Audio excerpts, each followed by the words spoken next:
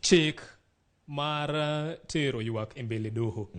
oyie na ng'at modhi mbele doho chiwo ywak matuomre kamano. Gimomiyo chik yien ng'ato mondo ochiw ywak matuomre kamano en nikech seche ma idhi mbele doho ichiwo gik moko te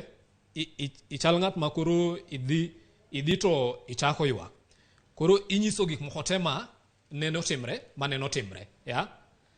koro king'iyo gi tetetete ing'en doho nyalo chiwo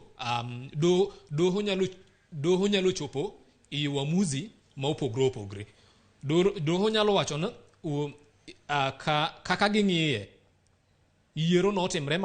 maber lakini kar go kwano kende ema ne nitie shida ineno. Koro ka doho ochopo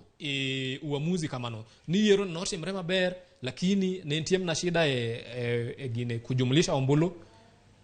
koro ing'en mano argument mokwongo cha ose fall aside, okay? Koro oonge ya nikech doho osewacho na yiero notimre maber ma koro issue en mana chuko gine ne kwano ombulu maber.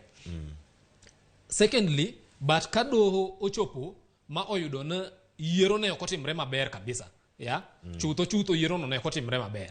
to doho nego bedne ng'ado ne ji odogi yiero manyien odogi yiero manyien. Koro chiko yie kamano niche midhi chiwo ywak ni tinyalo chiwo ywak ni na doho king'iyo gigi te to chal ne ok otimre maber lakini in the event nam kakung'iye uyudo ni gini notimre maber lakini hitilafu ema ne nitie matin to koro miyauru ywak mar ariyo miyauru kwayo mar ariyo ni ai kwayo